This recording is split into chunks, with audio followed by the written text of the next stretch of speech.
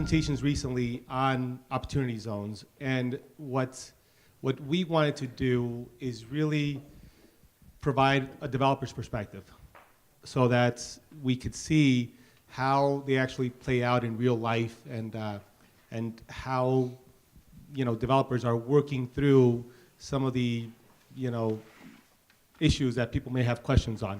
So we do have Susan who's going to be doing a presentation on the nuts and bolts of opportunity zones for those of you that have not already attended a presentation.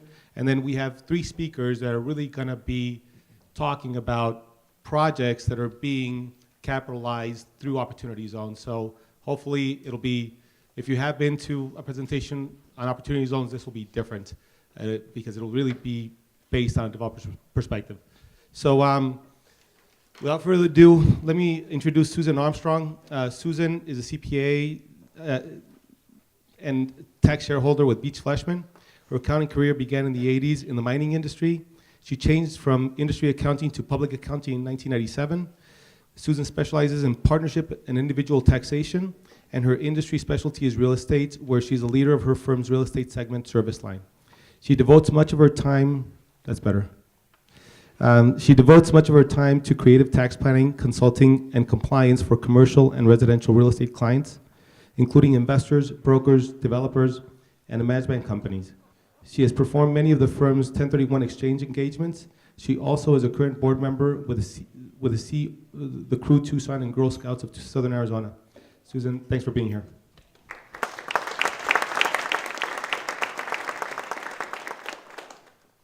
It's great to see so many people here interested in tax stuff so early in the morning. I'm always surprised that people want to come hear this.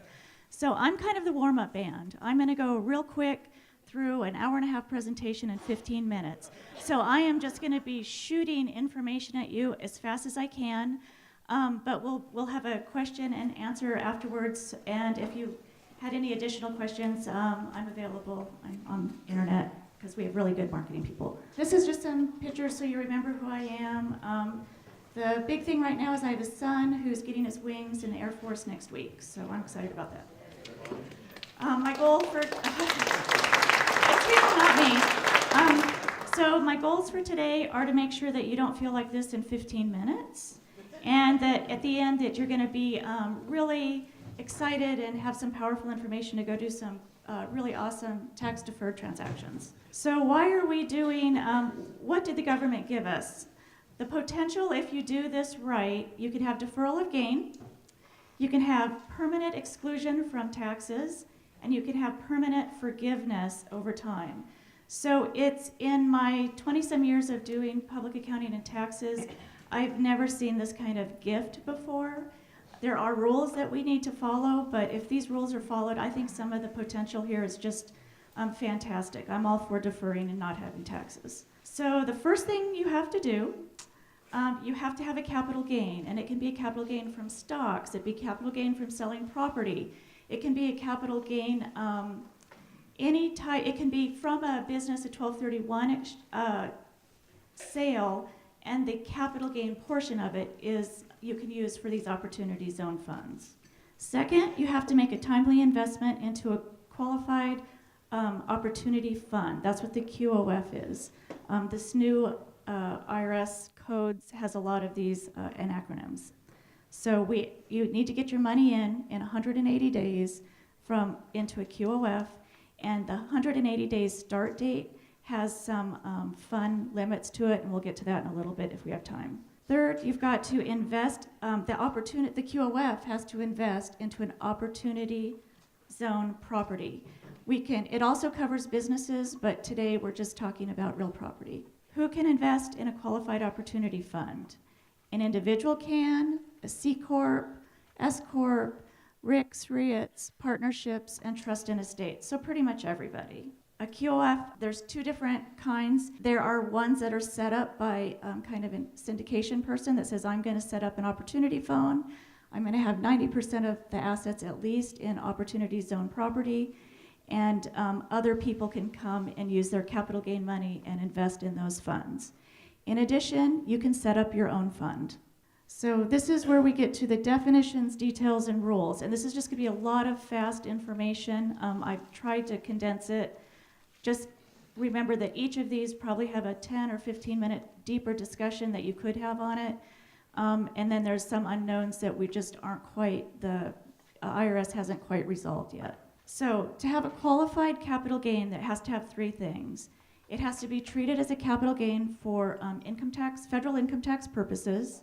It has to be realized between now and December 31st of 2026. And it cannot arise from a sale or exchange from a related party. So we can't, if we buy property from a related party or we sell property from a related party, that is not going to qualify and will not be able to go into the fund. If I have a short-term capital gain, when I pay the tax on it, if I pay the tax on it, it's going to be short-term tax rates at the time that the tax is due. You can only put in the amount of your capital gain. You can't add to it. You're not allowed to defer something that didn't come from a capital gain now. The 180-day period, I said, has some potential for planning opportunities. If I'm an individual person and I sell a property at a capital gain or I sell my stock at a capital gain, I have 180 days from that date to get it invested into a QOF. If I'm in a partnership and that partnership has a capital gain, that partnership can elect to invest in a QOF, or they can pass out the capital gain, and as an individual partner, I can invest the capital gain. And I don't have to, my 180 days doesn't start until December 31st of the year of that partnership. Kind of makes sense? Okay. So if you're selling property and you own it personally and you think you're going to have something to invest in 9 months, maybe it's worth to set up a partnership, and then you get that extra days and maybe you can make it work that way. So there's some flexibility in that. And this is another slide about the same thing I just talked about. Okay, Quality Opportunity Fund.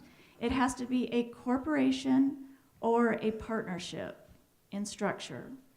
90% of the assets need to be invested in an opportunity zone property or properties, multiple. It self-certifies, so you do it yourself when the partnership or the C Corp files its tax return. Those forms aren't out yet, but they think they might have a form number. And if there are penalties if you're not compliant. So like if you dip below the 90%, there could be some problems for you. 90% must be in opportunity zone property, and they test it 2 dates during the year. So the first test date is the last day of the 6 months. So if I start if my partnership starts or my fund starts in March, my dates would be August 31st and December 31st. On a calendar year, it'll be the end of June and the end of the year. And it's the average of those two. Need to make sure that what's in that entire entity, 90% of it is invested into opportunity zone funds. As an alternative, if you buy property, it has to be original use. So if you buy land in the opportunity zone, or the fund buys land in an opportunity zone, and I build a building, that's original use, and that all qualifies for the 90%, and it is original use. They consider that original use. If I buy an existing building in an opportunity zone, then they say you need to improve it, and it has to be doubled basically. But what they did come back and say is it only has to be double the amount of the building. You don't have to include the land in that calculation. And you have 30 months to get the acquisition done and get that improvement finished up. And that's called substantial improvement rules. If I buy a piece of land and I'm going to build a building and I have a lot of cash sitting there to build the building in this fund, as long as you have a written plan to be done with what work you're going to be finishing up, with a completion date of 31 months, you're compliant. The cash can count towards being invested in the opportunity zone. So here's the tax benefits. This is where Susan gets really excited. Basically, if I sell something today for a capital gain and I invest that in a QOF, I don't have to pay tax on it this year. I don't have to pay tax on it till December 31st, 2026. And if I had that capital gain in 2018, then at 5 years, I get relief of 10% of my gain. So I will never pay tax on that first 10% of the gain. Second, if I keep it 7 years, I never have to pay tax on another 5%. So a total of 15% I will never pay tax on. And if I hold that property or that investment for 10 years, I get to step up the basis to the fair market value either on the day I sell it, so that means all appreciation you're never paying tax on if you hold it 10 years. You guys aren't clapping.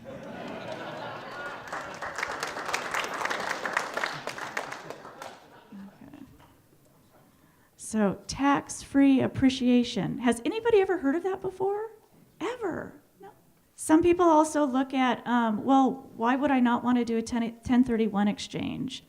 And I have to say that the Opportunity Fund, there are a lot of rules to it, but it's definitely not as tight as what you have to make or what you have to achieve in a 1031 exchange.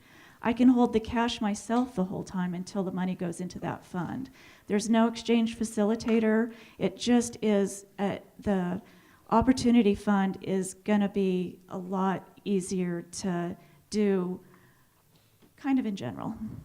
And then there are some open issues still. We have proposed regs on this, and there's been a couple of revenue procedures that have come out telling us that the proposed regs are going to need to fix this, that, and the other thing. But final regs we're hoping will come out this year. And a lot of the questions that we're probably thinking right now, they are addressing. So thank you. And now we're on to the next part. This is the best part.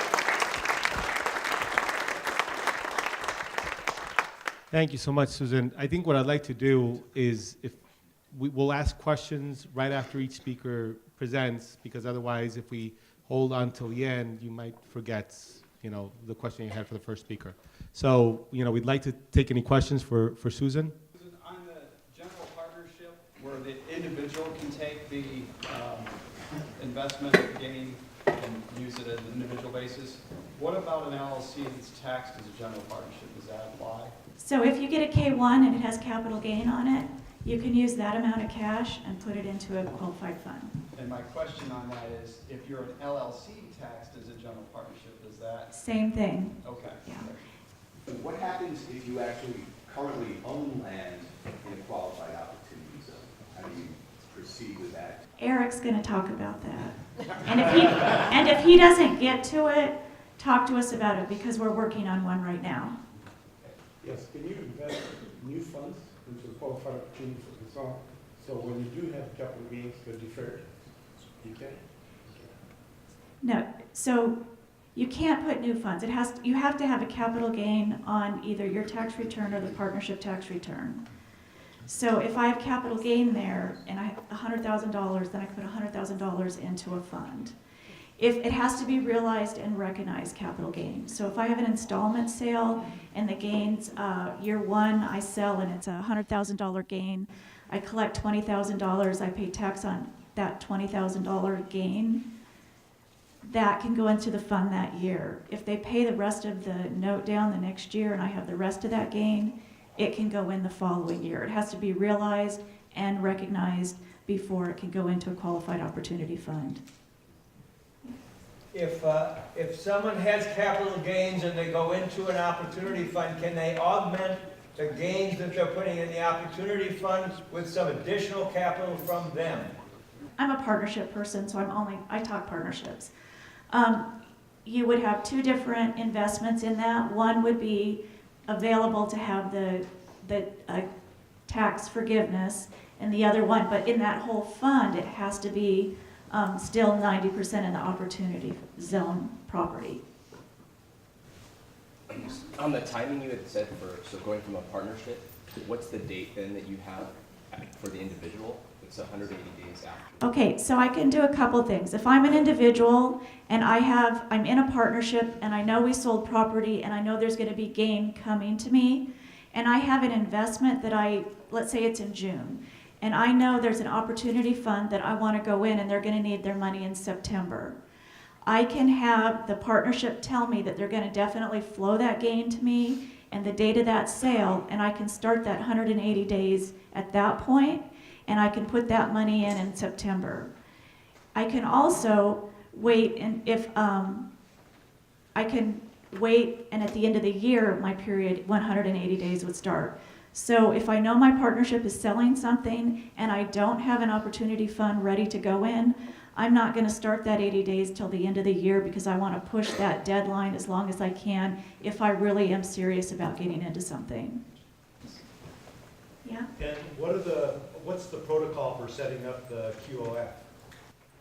It's really not hard. Your operating agreement has to address it and say that that's what the purpose of this fund is gonna do. Then it's just accounting at that point and making sure that, that you're keeping that 90%, that you're following the 30-month rule and the 31-month rule. So it's self-certifying. And so, following up on George's question, there can't be any commingling of funds. In other words, you can't have your QOF LLC commingle funds with new funds.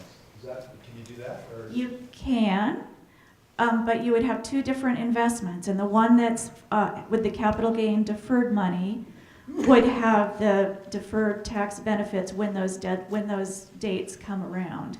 The other part of it would have a regular capital gain. Okay. And I know partnerships in my head, so it might be something we could talk about. It's pretty simple if you do it all the time. My understanding is that if you invest $100,000 in capital gains and $100,000 of your own money that was not realized from capital gain, then the $100,000 will get the tax benefits, and the other $100,000 won't get tax benefits. So you'll end up with separate accounting, two separate K1s, one for your portion that was from a capital gain, and one for the portion that was not invested from capital gain. Great. And one other thing, it can't be a single member LLC. It has to be multi-member. What about spouses?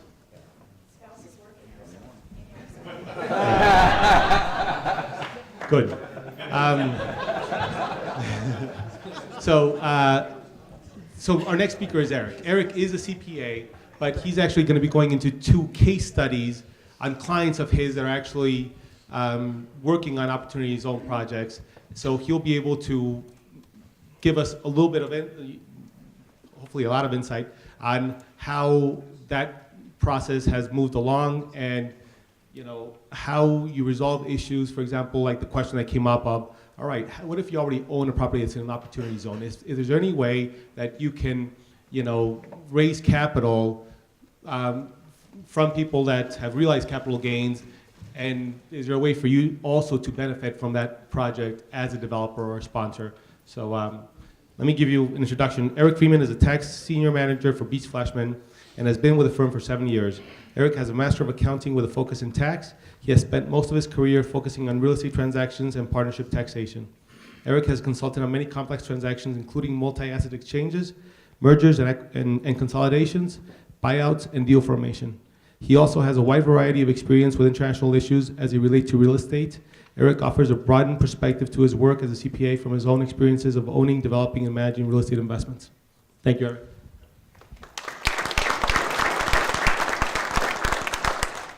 Okay, so Susan kind of set the stage for us and got all the rules and everything out of the way. So like Marcel said, I'm going to go over some real-life studies that I'm working on and hopefully point out how this actually looks when you put it together. There was one small thing left out of my introduction. In light of the new tax law that passed, I was promised that it would be simplified, that I was going to be able to file returns on a postcard. Well, instead of making it a postcard, they cut the form in half and added a bunch of schedules. So it didn't actually get easier. So because of that, I decided on a little career change. So Eric Opportunity Zone Freeman. So you might recognize me from my title fights. Okay. So the first study I'm going to go over is one close to home. It's a deal being put together by Common Bond and Larson Baker, and it's actually right here across the street, across from the Culinary Dropout on the corner lot there. So I've got a visual here. It's one of the properties right on the border of the zone here along Grant Road that extends over to Swan. This is the existing property with the blue awnings. You probably recognize it. I believe it's all vacant now. And this is the current idea for what it's going to look like after the deal's been put together. It's going to be a combination of restaurant and retail development. I think they have one lease already signed with Snooze, which is a restaurant, a breakfast restaurant that's in Phoenix and I believe a couple other states. And it sounds like they have some interest from another restaurant, dinner restaurant, cold beer and cheeseburgers, I think, and a couple other retail tenants. So here's the existing site plans for it, with Snooze being on the front along Grant Road, and then the other restaurant along Country Club or Tucson Boulevard. So now I'm going to go over some of the actual numbers and what this looks like from an opportunity zone standpoint. So the cost for the land is about 1.5 for almost 2 acres. Hard cost, which includes some tenant improvements, for another $3 million. Soft costs will be about 1.1. So the total cost of the redevelopment will be in the neighborhood of 5.6. It's being capitalized with about 1.9 in equity, and the remaining will be a bank loan. So some of the considerations that we have to look at for these types of deals, and this is just a quick overview of the considerations because obviously there's a lot more that goes into this, but the first one is the related party rules. So this goes into already owning existing land. As you probably know, the property is currently owned by the Baker family. So in order to partake in developing it and benefiting from the opportunity zone, one of the rules is that you cannot be a related party, and they put strict rules on this. So generally a related party would be someone that owns more than 50% of a partnership, or 2 partnerships that own 50%, people in the same family, so brothers, sisters, or parents, all of that. But for purposes of the opportunity zones, they made it a little more strict and said that it's 20%. So if you already own land, in order to benefit from it and get that land into an opportunity fund, you have to bring your ownership down to below 20%. There's non-qualified assets. So Susan went over the working capital safe harbor. Generally, in order to qualify as an opportunity zone fund, you have to have 90% of your assets in opportunity zone property, which the land and the real estate would qualify, but because it's a development, you are going to have potentially a lot of cash sitting on hand, which would be a non-qualified asset. So in order to curb that issue, there's the working capital safe harbor that allows you to have 31 months in order to spend the cash, as long as you have a plan in advance, spend the cash in substantially the same way that that plan indicates that you will, and then you're able to count the cash as a qualified asset for that time period and get around the 90% rule. The next consideration would be substantial improvements. So one of the requirements is that if you're buying an existing property, you have to substantially improve it. So as Susan mentioned, you have to put in at least as much as it cost to buy the property in the first place. But they did not, in the regulations, give us any indication on what that means if you buy vacant land. So in this case, although there's existing buildings on it, in effect, it's a purchase of existing land, leveling it and then building from there. So the question becomes, well, if there's no building that we are doubling the cost on, then what is our threshold? And I think for most of us, we're pretty comfortable saying that as long as you spend at least as much as the cost of the land, then you're probably going to be okay here. And then another consideration that isn't going to be necessarily an issue in this case, but it can be in other cases, like the next study that I'm going to go over, assuming I get time, is the ability to take tax losses. Because one of the mechanisms that allows for the benefits in the opportunity zone is that in order to defer your capital gains, you actually take a zero basis in the investment, which means that any losses coming through, you get limited on taking losses according to your basis. However, in this case, because there's debt that will be allocated to the partners, they can take losses against that debt. All right, so now I'm going to go over some numbers because every bean counter knows that you can make the numbers say what you want. So I put together a quick Excel schedule, and most of it you don't really have to pay attention to.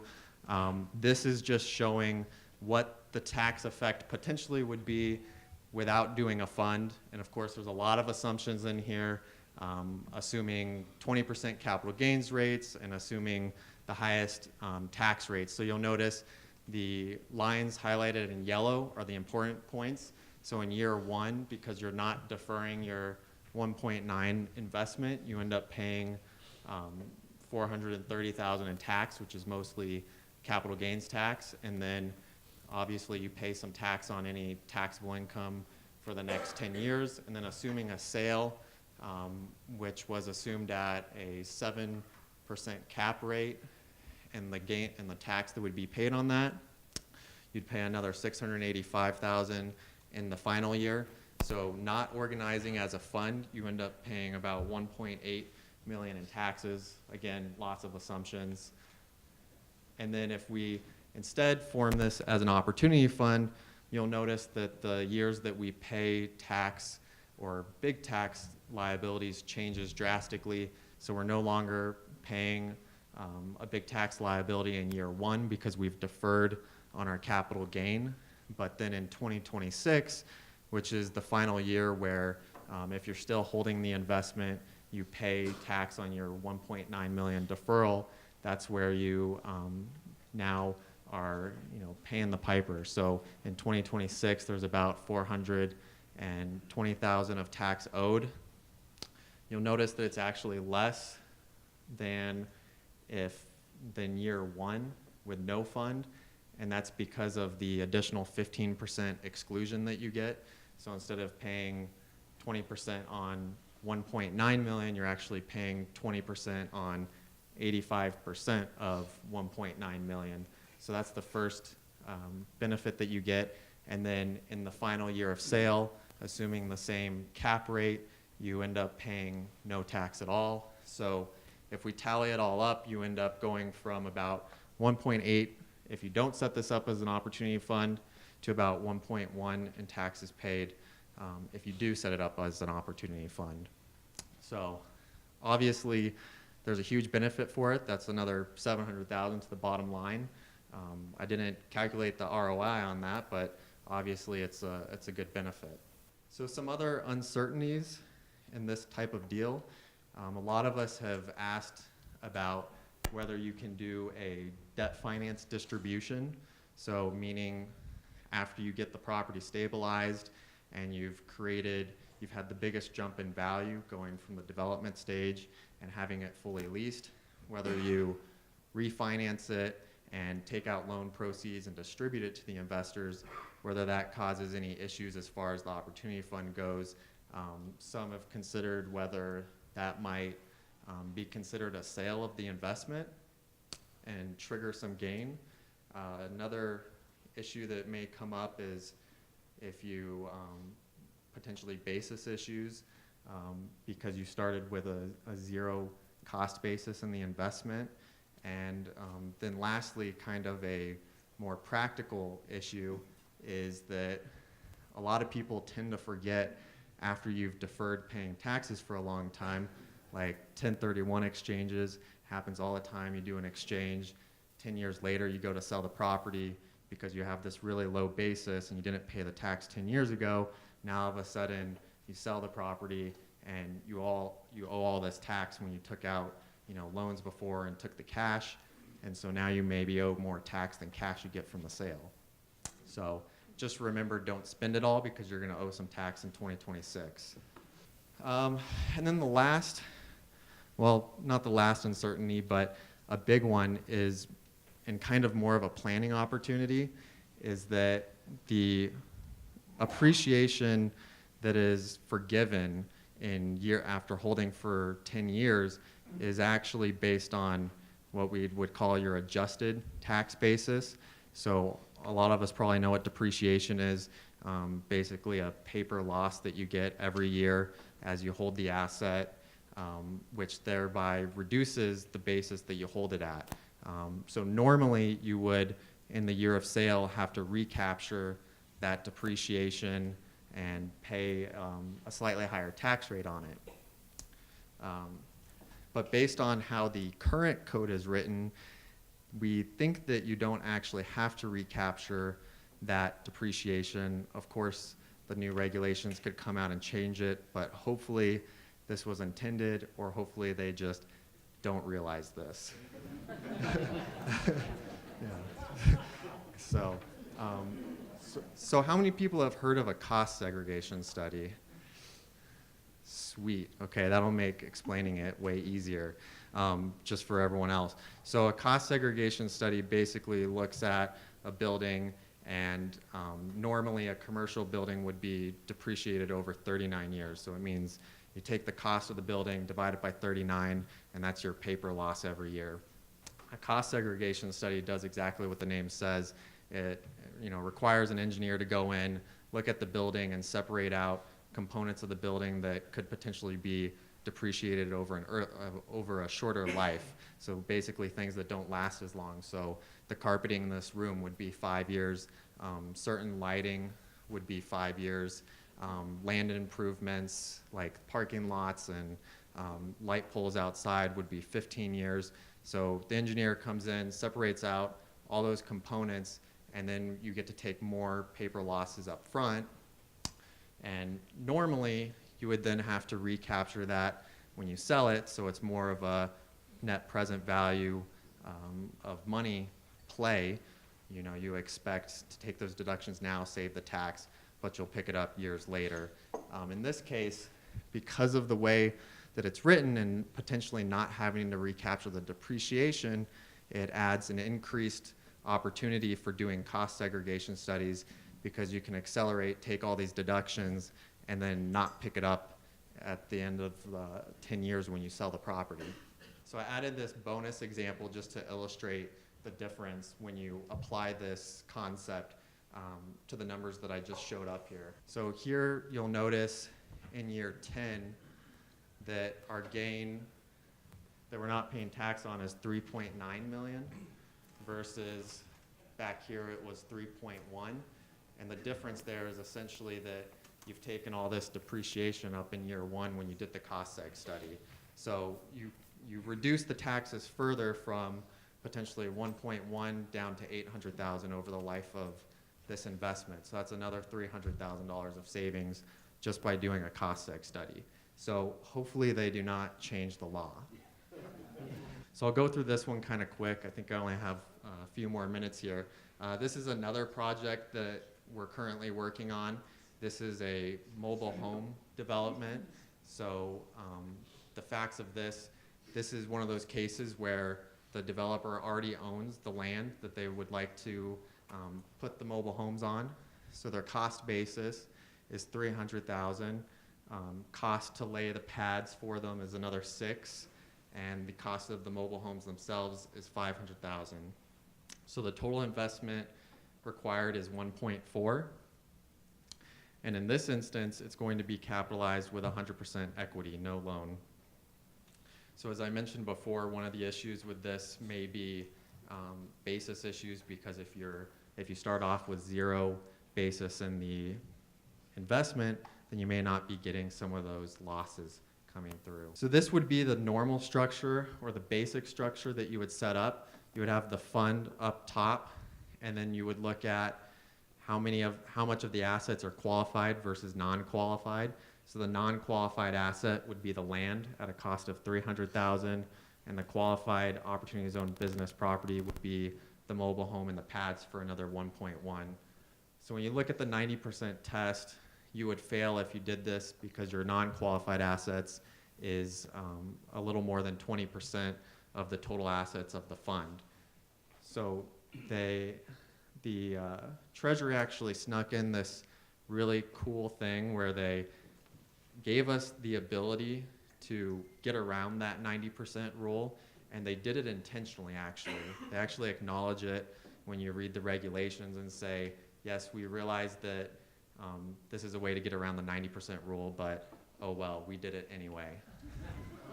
So here you essentially insert another layer. So you have the fund up top again, and then you insert this opportunity fund business. So you have the qualified opportunity zone fund, and then you have a qualified opportunity zone business, which is essentially also just another partnership in most cases, and then that partnership would then own the assets. So by doing it this way, the opportunity zone fund up top puts 100% of its investment in the opportunity zone business. As long as the opportunity zone business qualifies as an opportunity fund business, then the opportunity zone fund now has 100% of its assets in qualifying property. So the fund now qualifies. And then when you look at the opportunity zone business, it only needs 70% of its assets in qualified opportunity zone property. So now we have 79%, so we're over our threshold easily. So now this deal would work. So some of the considerations, I already went over a couple of these, but remembering that the land that you put in, if you already own it, isn't going to qualify. So you need to figure out whether you're going to curb either the 90% test or the 70% test. Figuring out whether you're actually going to get some deductions from this also, if you're not capitalizing it with debt. And of course, there's additional compliance to, now you're filing multiple returns and you're dealing with, tracking this for multiple entities. You have to be careful of fees to related parties. So if you have a case where the land that is being held by the developer and being thrown into the opportunity fund, if you're also paying development fees or loan acquisition fees or anything else like that to that developer, then all of those fees would also be non-qualified assets. And that is it.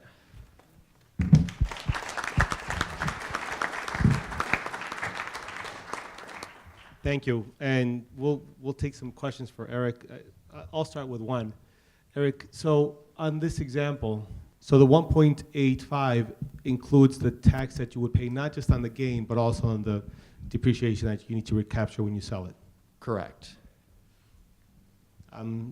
So any questions for Eric? Eric, what would happen if Opportunity Fund Partnership sold their property, say, on December 30th, 2026? What happens to, can you further defer the capital gains that would be due for your Opportunity Fund by doing a 1031 exchange for that property into something else? Yeah, that's a great question. So how it's currently written, the Treasury is allowing you to do something like that. The question that we have is how long do you have to actually get into another investment? So if you were doing a 1031 exchange, then you would fall under those typical rules, and you'd have to identify the property within 45 days, and then you'd have to acquire it within 180. If you wanted to make an investment in another opportunity zone property, they haven't told us exactly what the time frame is. They've just said as long as you reinvest in a reasonable period, and they haven't defined a reasonable period yet. So absent any further guidance, I would assume that probably another 180 days maybe. But that's something that I would expect they'll clarify hopefully earlier, early in the year here. It does create an interesting opportunity on the land side. So if what they're saying is correct, and you only have to invest on a piece of land, the value of the land, just because there's not any existing improvements, you could end up in a situation where you could just buy a parcel of land, and put a pad on it and just hold on to it. Because whereas previously you had a situation where you would eventually pay a lot of capital gains, and it would not necessarily allow you to defer your prior gain. You end up, if you hold it for 10 years, then you sell it and you pay zero capital gains. So, it does certainly create some interesting opportunities from just even a land development perspective. So anyway, any more questions? Yes. And one other question, is it subject to change if a different political party takes control?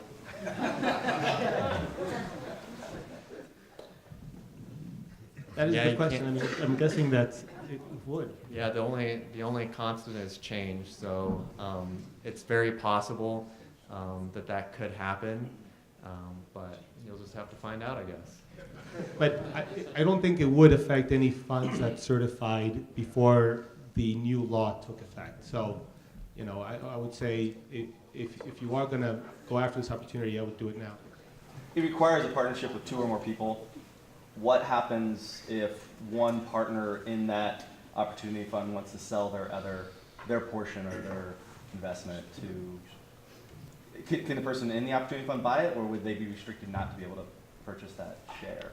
So you could, if the partner wants to exit the opportunity fund, then they would pay their share of the tax at that time. So the tax implications happen at the individual investor's level. So you can have one partner leave and the other stay in the deal.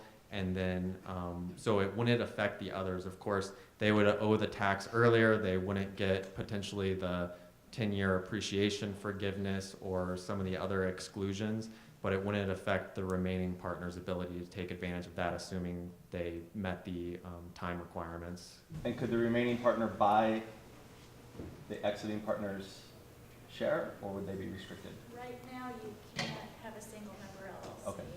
But you could, I'm thinking, there might be a way, but you'd have to still be a multi-member. Another question? What are the risks, or are there any special penalties associated with if you were to secure plans, but on that 32nd month, if the market shifted, whatever, you didn't end up moving forward with it? So right now, all the regulations are in proposed form, so they're subject to change. So I have seen comments that have been submitted where they've made exactly that point, where they say allow some kind of an exception when there's delays in construction or whatever happens that would allow you to have a grace period on that 31 months. But as it stands now, there's not anything. So what would the impact be if by that 32nd month you did not move forward? If you didn't move forward at all, then all of a sudden, if you had cash on hand, then all of that would be considered non-qualified at that point, and you'd potentially blow the Opportunities Fund status as an opportunity fund, either that or there's penalties that they have calculated based on the actual number of qualified assets you have during the period. One more question. On the example with the fund, you're showing that you get the automatic 15% step up in your basis on the previous investment in year 8, so 2026. So in order for you to get that, do you have to hold on it? Do you have to hold it for 10 years, or do you have to hold it until 2026? So the first basis increase happens after a 5-year hold, and that's a 10% increase. In other words, a 10% forgiveness of the original gain. I'm sorry, I'm referring on the 15% on the previous investment. So Right. I think Okay, okay. Right, yeah, Okay. right. So even on the previous investment, you also get that additional, okay. Right. Yeah, it takes, so you have to hold it for 5 years to get 10% of it, and then you get another 5% in after 7 years. That's the 15%. But if you look at the timing, if you don't get into an opportunity fund before the end of 2019, then there's no way that you end up meeting the 7-year because you have to meet that before 2026. So then again, in order to get the 5-year increase, you have to be in before the end of 2021 in order to get that increase. And then if you get into a fund after 2021, you can still get the 10-year appreciation forgiveness. You're just not getting that 15% exclusion on your original deferral. And the 10-year appreciation forgiveness is obviously the big item here. So even if you don't start by 2019, there's still a huge benefit. So anyway, we'll move on to our next speaker. Thank you so much, Eric. Tyler Kent is going to be talking about a very interesting project up in Scottsdale. It's a self-certified project-specific fund that was created. Tyler Kent is the founder and managing principal of Opwest Partners. He's a 17-year business executive specializing in hospitality, mixed use, commercial and residential real estate. Tyler's project background includes over $4 billion in the investment development of a variety of assets, including hotels, resorts, residential, retail, and office properties. Tyler's experience encompasses development, asset management, private equity, banking, consulting, and project management. Tyler, thanks for being here.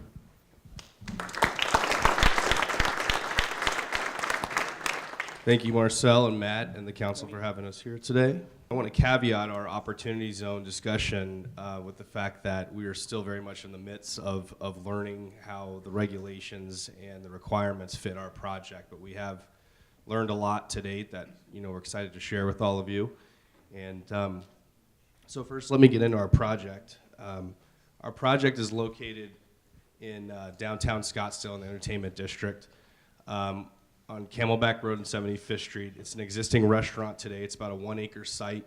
We're lucky to be in the downtown overlay, and we were entitled for 80 feet in height, a 169-key hotel with associated restaurant amenities. We're a few blocks from the W Hotel, just to orient you a little bit. A short walk to Scottsdale Fashion Square and other major demand generators. Our venture was launched in October of 2017, and I say that because later on in the presentation, I'll talk about our optionality in terms of our capitalization. It was before the Opportunity Zone designations and maps came out. Our vision for the project is to deliver an upper upscale, high-end lifestyle hotel, which we believe is currently lacking in the market. Most of the hotel supply in the immediate area is dated and doesn't resonate with today's corporate and leisure travelers. Our business plan is to entitle, develop, manage, and ultimately exit a 169-key high-end hotel. To orient you, and I don't know if you can all see the map, but our site is kind of in the center of that map. It's on the eastern fringe of the entertainment district. This side of the entertainment district has not been well developed. There's a high-end luxury condo project and another higher-end luxury multifamily project. So we feel that our use will round out the entertainment district and become sort of the eastern anchor to downtown Scottsdale. Here's a rendering of our project from Camelback and 75th Street. The city of Scottsdale was adamant about respecting the pedestrian circulation and respecting Camelback Road. We put our restaurant on 75th Street in Camelback with the idea of activating that corner. Here's an aerial of our amenity deck, and again, the 75th Street and Camelback Road corner, a rendering of our motor court, and a rendering up from the southwest perspective. Our program is 169 keys, about 4,500 square feet of meeting space, 1,000 square foot living room, another 1,000 square feet for a lobby, lounge, and bar, 8,000 square foot amenity deck, and a 4,500 square foot restaurant, including kitchen. Project timeline, we received our entitlements in October of 2018. We're finalizing our design now. We're actually, as I said, in the formation of our project-specific Opportunity Zone Fund. Our land closing is in April, which has been a big issue. I shouldn't say issue, but been a big item that we've had to maneuver around in terms of the Opportunity Zone and getting treatment for our Opportunity Zone treatment for our pre-development funding. The plan is to start construction demo May and start construction in June, with the goal of hotel opening in November, December of 2020. Capitalization in the Opportunity Zone. So as I touched on, we have some optionality in how we capitalize our project. I think the Opportunity Zone format is accretive. I think it's attractive to our investors. So it feels as though we'll follow through with an Opportunity Zone structure.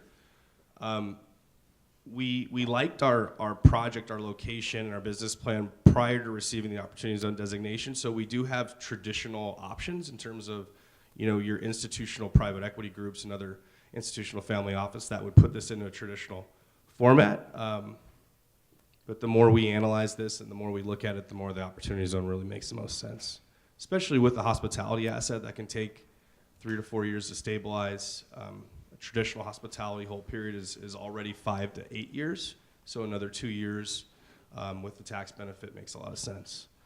Our total project cost is $53.7 million. Hopefully it stays there.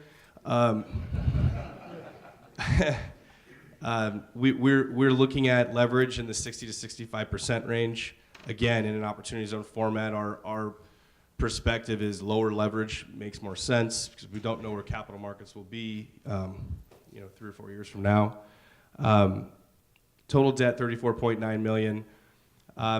These returns we're showing are based on a 10-year investment timeline. Again, typical hold periods would be more like 5 to 8. So we are seeing some dilution in this whole period, but we're showing an unlevered IRR of 14%, levered 20.9, multiple of 4.1. Obviously, with that whole period, the multiple is very strong. And one of the metrics we think is really important with Opportunity Zone investors is your yield on cost. So our stabilized yield, which is about year 3 of operation, is about 10%, which we're pretty excited about. I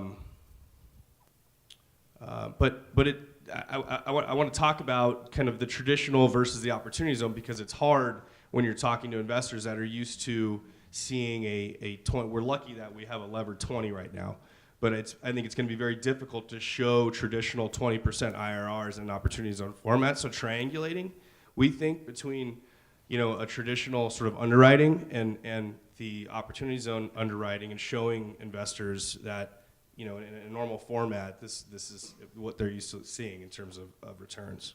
One of the topics I was asked to touch on is the impacts the Opportunity Zone has had to our project and also the impact to our strategy, which will be in the next slide. But specific impacts to our projects that have been a challenge has been the land takedown structure and being able to receive Opportunity Zone treatment for our pre-development capital. We structured what I think is a pretty favorable deal. We don't have to take down the land until permitting. The problem there is we probably have a couple million worth of pre-development funding that we now have to structure as debt so that the Opportunity Zone fund can recapitalize the project at land takedown, and our investors are able to get equity treatment for that pre-development funding. So that would be the largest hurdle we've had to sort of overcome to date. And then the other would be just wrapping our brain around how to assess the Opportunity Zone and educate our investors and ourselves and quantify that. Our approach right now is to take, really look at everything after tax, which is not typical for us. Most of our returns are always analyzed pre-tax. The after-tax return versus traditional pre-tax return is something that we're shifting to. What we understand from our analysis is that there's about a 4.74% benefit to the after-tax IRR from an Opportunity Zone structure versus a traditional structure, and that's pretty significant. And then we're showing about a 37% increase to the after-tax yield in the Opportunity Zone format. So the other topic I was asked to touch on is how the Opportunity Zone has impacted our strategy. And I'd be lying if I said it doesn't. We're definitely focused on it. We want to, if there's a market that we like, a project that we like, if it's in an Opportunity Zone, that's impactful, that's additive. But things kind of remain the same for us. We're looking for compelling projects in good location, growth markets with strong fundamentals. We think that the Opportunity Zone will allow for creative financing. We think it's going to create a new wave of capital, an additional optionality in the capital markets for us. We do think there are going to be some negative impacts from Opportunity Zones. One of those could be oversupply. We also think there's going to be an emergence of new players and deals that otherwise might not be viable because of the Opportunity Zone, and that's something we're concerned about. And frankly, we're seeing a lot of concern on that side from our investors too. If your project's in an Opportunity Zone, it'll be heavily scrutinized. Sponsorship will be heavily scrutinized. And sure there's other items there, but that's all I could come up with. So that's all I have. Thanks for having us. And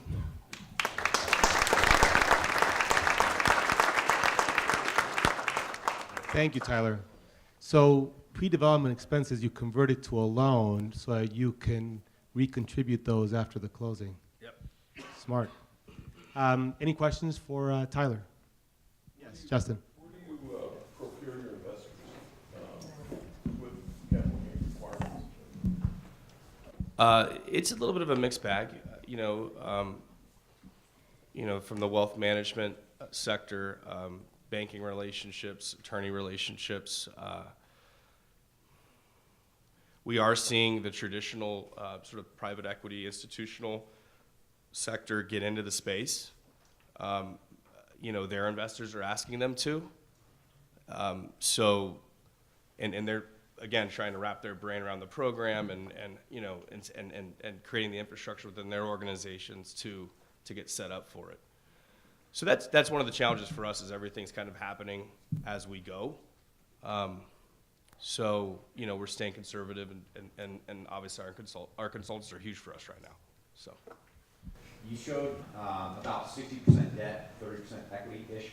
The Opportunity Zone investors are coming in that 30% equity slice, right? Okay.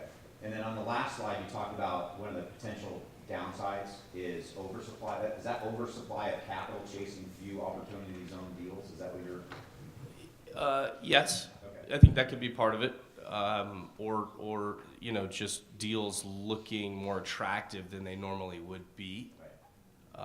I think is what I meant. So. Oversupply of product as well. Like if somebody is going to be putting a hotel right next to him just because it's within an Opportunity Zone, then there starts being a concern about the Opportunity Zone incentives attracting an oversupply of product. Relative to the cost of capital, is the underwriting risk being seen in Opportunity Fund projects lower, higher? Because really the IRR is the discussion between the difference between cost of capital and the return, right? Not just the absolute return over time. So is there a lowering of the risk associated with the projects that allows you to sort of market the lower IRRs as a more positive thing? It's still this, especially in development, right? It's still development risk. That doesn't change. I think the cost of capital changes. That's obviously attractive to us. I think what I meant was in terms of how an investor would get their brain around the attractiveness of the project based on how they're used to analyzing and assessing investment opportunities. We found it accretive to our approach to show them the traditional scenario of a 5 to 8 year hold, and then run the 10-year, right? And then look at the Opportunity Zone to show them that it's the same deal, right? But they're staying in it for longer, so the IRR will adjust, and so that's sort of. No, that's a terrific answer, because it gives us a new way to think about the risk, the qualitative risk associated with these projects. Yeah, I don't think the Opportunity Zone in and of itself changes the real estate or the development risk. And I think, in my opinion. And investors are going to be wanting to see what the regular before-tax IRR is, because all the other deals they're looking at are showing them a before-tax IRR. But you can tell them the additional benefit is that the after-tax IRR is going to be higher because it's a qualified Opportunity Zone. Great, thank you. So, thank you, Tyler. Appreciate it. So, our last speaker is Brian Crum with Caliber Group. Brian has over 20 years' experience in finance and hospitality management and operations. He is a VP of wealth management at Caliber Companies, where his primary primary role is to raise capital and drive revenue and profitability to all business units and increase shareholder value for their investors. Caliber has recently opened an Opportunity Zone Fund, the Caliber Tax Advantage Opportunity Zone Fund. Brian's efforts at Caliber are developing and strengthening relationships with our clients, strategic partners, investors, economic partners, economic developers, community-based organizations, and nonprofits. So, Brian, we heard from Tyler the perspective of a project-specific qualified opportunity zone that was self-certified to realize these tax benefits on a specific project. What Caliber Group is doing is syndicating a $500 million fund, and that fund is going to be seeking opportunity zone, projects within opportunity zones. So it's going to be a different perspective. So Brian, thank you for being here.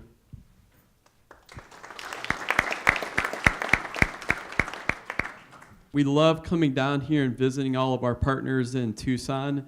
I've already met a few people that are helping us with some of our other projects becoming very successful. One of them is Treehouse Apartments at the corner of Prince and Campbell. Had the pleasure of speaking with Larry this morning, who actually helped build it originally, and then also our partners at MEB who are actually managing it for us. So love coming down and visiting. And our first official project in our Opportunity Zone Fund is actually in Tucson. So that's one of the other things I wanted to cover. I also want to thank Susan and Eric for covering the legal and tax aspect of it so we can focus on some of the more fun stuff about how are we actually going to put all this to work, create jobs in our communities, and improve our world.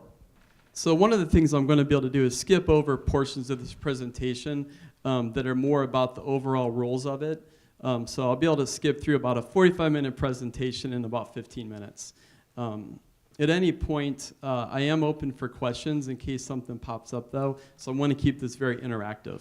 So primarily, our conversations this morning have been about how we implement these into real estate, but part of the original intent that was put in place by the group of economic innovators that originally wrote this was how do we create jobs? How do we help communities that felt a little bit left behind even years after the recession? So in order to do that, we also have the ability to invest into companies, including people starting brand new businesses in opportunity zones, as well as existing companies that are looking at the opportunity to expand. So most of the conversations so far have been about how do we make real estate investments. Part of that is because some of the rules about how do I invest in an operating company, especially one that is highly scalable, like a technology company, are a little bit uncertain. So far what we've seen, most of the investments across the country and the 3 official ones that Caliber have made have been specifically in real estate because those rules are much easier to understand. So we did in fact create our own opportunity fund. It is one of the very first ones that was opened up in the country. We opened it in October of last year. And at the end of December, so every 6 months, you have to make sure that you've put the money in your fund into a qualifying company or project, including all the rules to meet those 30 and 31-month requirements. So I am going to talk a little bit about Caliber, just so you see our perspective on this. For the people that aren't familiar with us, we are a Scottsdale-based real estate investment and development company. We do have significant investments in the Tucson area, including Treehouse Apartments, also the Hilton Tucson East on Broadway, which recently completed a total renovation. And one of the things that we're going to be able to do with our new Opportunity Zone Fund is to continue to make investments not only in urban but also rural areas in Arizona and throughout the greater Southwest. Caliber found itself in a very unique position when opportunity zones were created. And the reason for that is we're finding 3 different types of companies that are creating these opportunity funds. Large financial institutions like Goldman Sachs, companies like Caliber that already have a vertically integrated infrastructure where we can acquire, renovate, operate properties, as well as all of the internal pieces to raise the capital, the accounting and finance portions, as well as a marketing capability that allows us to openly advertise not only for investors, but also to find projects, not just in Arizona, but across the country. So Caliber was in a very uniquely situated position when opportunity zones became created. Also, Arizona, in our opinion, did an amazing job selecting where their qualified opportunity zones were. So in particular, Phoenix, Tucson, and Mesa were able to pick a majority of their downtown areas, their transit corridor areas, and also the areas surrounding the airports. Those are all areas that you can drive additional job creation, as well as making sure that the people that live in those areas have safe, affordable housing and all of the other community-based services. So fortunately, Arizona was very proactive in the way that they met the rules that were created by this act. So I mentioned that our first official investment is actually in Tucson. So because of the nature of having to identify every 6 months where are we going to deploy the capital that has been invested into these funds, the first projects that you're going to see are typically ones that are already in the works, things that are close to being shovel-ready, and sometimes we had to create unique structures to make sure we met all those rules and requirements for projects that were already being planned. So our first official investment is in fact the new hotel connected to the Tucson Convention Center Hotel. Why is that significant from an opportunity zone impact? One, it's going to create a lot of construction jobs as well as a lot of permanent jobs. The other thing it's going to do for the overall community, including downtown, is we know that Tucson was losing business opportunities for the convention center because they didn't have enough hotel rooms in the area. So being able to use our Opportunity Zone Fund to build this hotel in conjunction with Rio Nuevo is very impactful for the overall community. And I feel that that does help meet some of the original intent of the authors of this bill focused on the job creation. So you can see here the whole downtown area of Tucson is primarily in an opportunity zone, as well as South Tucson. There's also areas around the airport. A lot of the areas up and down the I-10 corridor are also in opportunity zones. So anyone that is in the process of identifying how do we attract Opportunity Zone Fund investors needs to approach it from the aspect of how do I make this new investment either in a company or in a real estate project attractive to an Opportunity Zone Fund. Those are some of the things I'm going to cover a little bit later. And as I mentioned, anyone that has questions throughout this, please feel free to ask. So Caliber is primarily going to focus on the types of investments that we already had some familiarity with, but because of the fact that our website is getting us opportunities all across the country, we're also seeing some very unique projects that may or may not have actually been able to take place without Opportunity Zone money coming into play. We're hearing about really cool projects that are going to layer in LIHTC tax credits with new market tax credits with Opportunity Zone Fund money. So a great example of this. There's already existing low-income housing tax credit project underway that now, when new market tax credits get added into it, in an Opportunity Zone Fund, it starts to make the numbers look really interesting because of the fact that after the 7 years, you've got that forgiveness of the new market tax credits. So in Arizona, we're waiting to find out who is getting those allocations so we can start running the numbers on some projects that might be able to qualify with a combination of new market tax credits and then an Opportunity Zone Fund as the equity investor. I mentioned the Tucson Convention Center Hotel, which is hospitality. We do have 2 other official investments inside of our fund right now. One of them is a mixed-use retail with a multifamily component in downtown Mesa, right on the light rail. And then also, we were able to expand an existing infill sustainable housing development, which is market rate, but it's designed for to be a rental community as an infill project in Tempe. So those are also the types of innovative projects that we're looking for in other areas, including Tucson. We believe that using this for entertainment districts and sports facilities is going to be really interesting. There's a strong belief that Arizona will receive an MLS expansion franchise. It is very likely that a new stadium and entertainment district would be located inside of an opportunity zone, which would allow us to use a lot more private capital instead of public capital because of the amount of potential investment that is going to come in over the course of the next several years from people selling businesses and real estate and other taxable events. I'm really excited to talk with people about how do we help create more jobs, how do we help communities attract companies, whether it's for their new corporate office or an expanded manufacturing facility. We do see a lot of opportunity here to help build or renovate office buildings for technology, professional services companies. A lot of the opportunity zones were well selected near areas of transit, so near railroads, near the I-10, the I-8, and because of that, we think that working with economic development partners is going to be a really interesting investment opportunity where you could potentially build, expand, or do adaptive reuse in a lot of these different areas.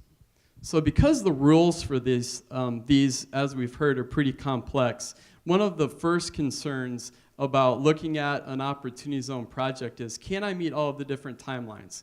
And the first one is, we're looking for shovel-ready or near shovel-ready projects because every 6 months, after an investor has put money into our fund, we have to be able to identify where that money is going to go, either into a new company, a new project, or just to complete out some of the capital stack of existing projects. So because of that, we're ideally looking for shovel-ready projects, communities that are working with their government and their zoning boards to help them better understand that if we're going to try to attract opportunity zone capital, whether it's local, regional, or national, really need to understand some of these tight time frames. So if we see a project and it's not even approved for zoning, there's a risk that until it gets to the point where it's near shovel ready, then an opportunity fund is not likely to be a good investment candidate for that. Here's a couple great examples that we're currently looking at where we're helping existing businesses expand. So in downtown Phoenix, which is also an opportunity zone, just like downtown Tucson, existing behavioral health care business is in expansion mode. We can help them renovate and expand their current presence and then help them expand into other communities to help provide vital behavioral health care services and then help them expand across the country.